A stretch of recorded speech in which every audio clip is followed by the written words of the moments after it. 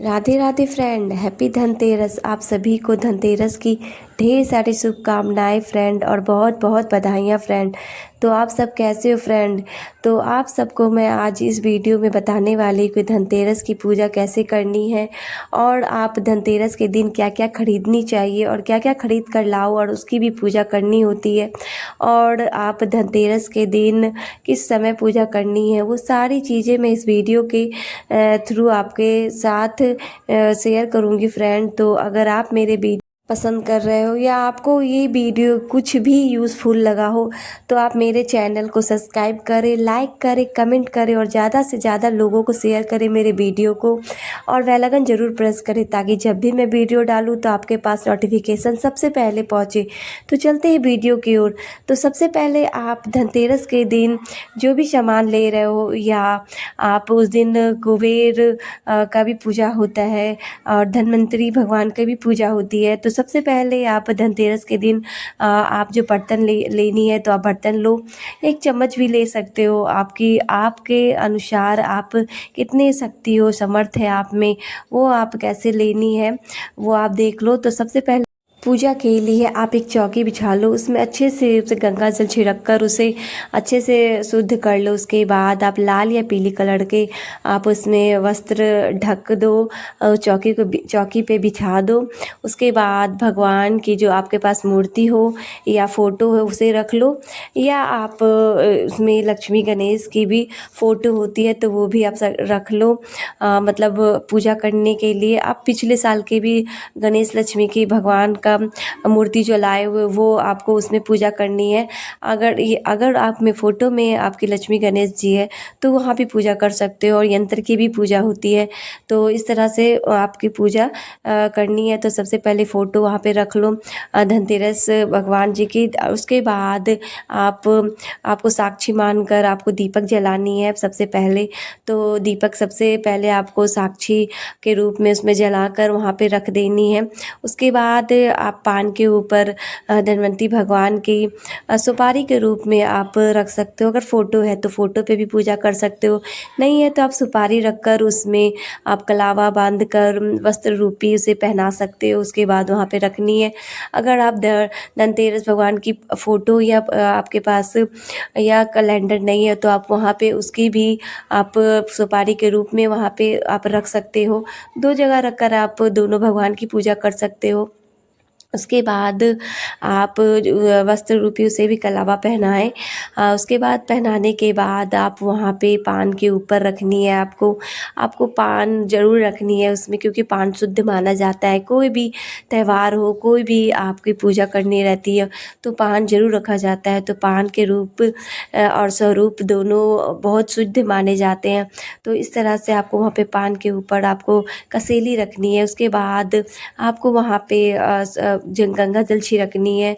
भाव रूपी आपको गंगा जल वहाँ पे छिड़क कर वहाँ पे आपको शुद्ध करनी है। उसके बाद क्योंकि धन्वंतरी भगवान कहा जाता है कि वो आयुर्वेद के देवता होते हैं, क्योंकि जब अमृत कलश निकले थे तो वो जब लेकर निकले थे समुद्र मंथन में, तो वो कुछ आयुर्वेद लेकर निकले थे वहाँ से, तो इसे आयुर्वेद के देवता भी बोले जाते हैं।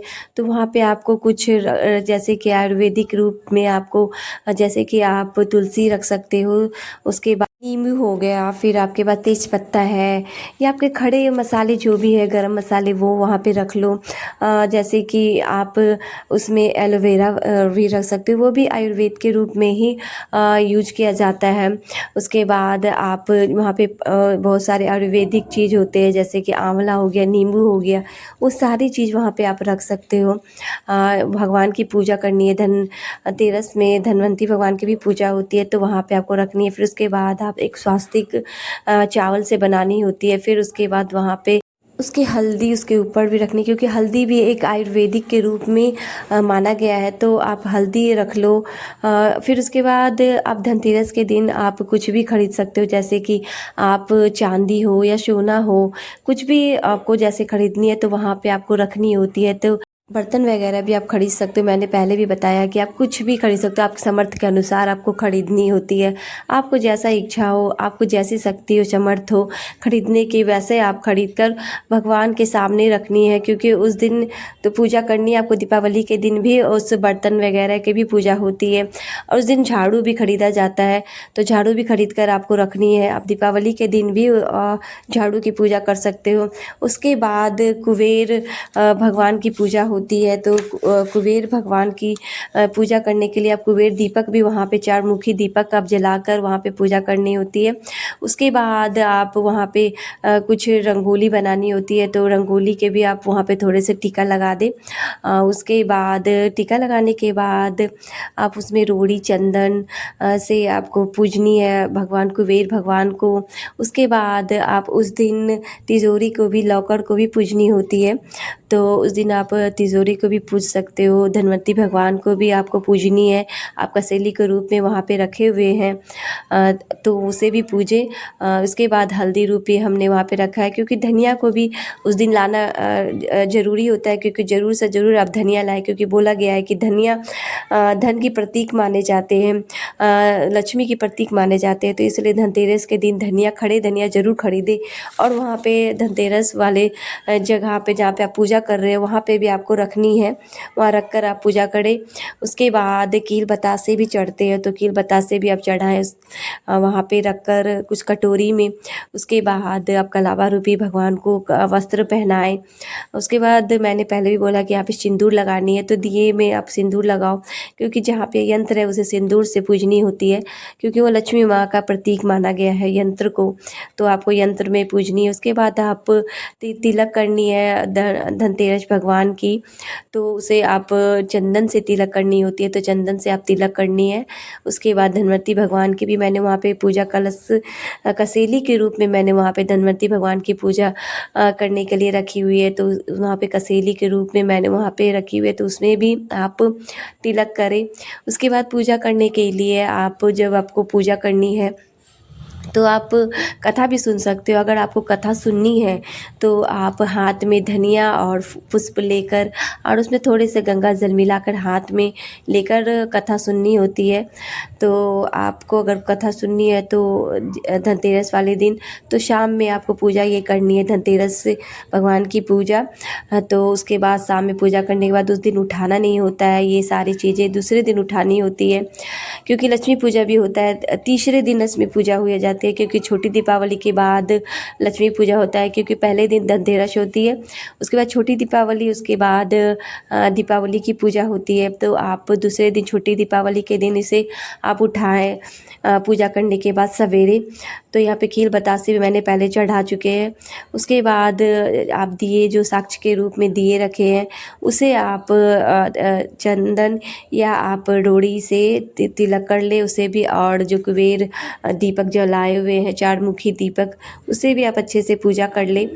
उसके बाद कितने बोले गए हैं कि इस दिन 13 दीपक जलाते हैं। अगर आपके घर में नहीं जलाते हैं तो आप रहने दो, जिसके यहाँ जलाया जाते हैं तो उस दिन 13 दीपक भी जलाया जाता है, और सभी जगह रखा जाता है, तो 13 दीपक भी जलाए जाते हैं इस दिन, धनतेरस वाले दिन। उसके बाद ये पूजा करने के बाद आप कथा सुननी है तो कथा सुन सकते हो। उसके बाद आप भगवान से प्रार्थना करके, धनतेरस भगवान से फिर हाथ जोड़कर संकल्प करें कि हे भगवान, मैं आपकी पूजा कर रही हूँ या कर रहा हूँ, और अन्य धन की बरकत करे, और पूजन हमारा स्वीकार करे, और स्वास्थ्य अच्छा रहे। इस तरह से आप अपनी कामनाओं को पूरा करते हुए अपना नाम और अपने गोत्र का नाम लेकर पूजा का संकल्प करके आप ज़रूर भगवान से प्रार्थना करें, और इस तरह से आप धनतेरस के दिन पूजा ज़रूर करें, और भगवान से कामनाएं करते हुए, अच्छे स्वास्थ्य की कामनाएं करते हुए पूजा और कथा सुने। इस तरह से आप फूल और मिठाई या खील बतासे वो अर्पित करें भगवान को। तो मैं जिस तरह से मैं आपको ये सिंपल और साधारण तरीक़ा से धनतेरस की पूजा आपको बताई हूँ, तो प्लीज़ मेरे चैनल को सब्सक्राइब करें, लाइक करें और कमेंट करें। अगर आपको मेरा वीडियो आपको पसंद आ रहा है तो प्लीज़ ज़्यादा से ज़्यादा लोगों को शेयर करें। तो इस तरह से मैंने धनतेरस से वाले दिन किस तरह से पूजा करनी है, मैं आपके साथ वो शेयर कर रही हूँ फ्रेंड। तो कैसा लग रहा है फ्रेंड? आप सभी हमको वीडियो में कमेंट करके ज़रूर से ज़रूर हमें बताएं। और राधे राधे फ्रेंड, आप सभी को धनतेरस की ढेर सारी शुभकामनाएं फ्रेंड। तो राधे राधे, जय विष्णुए नमः, जय लक्ष्मी।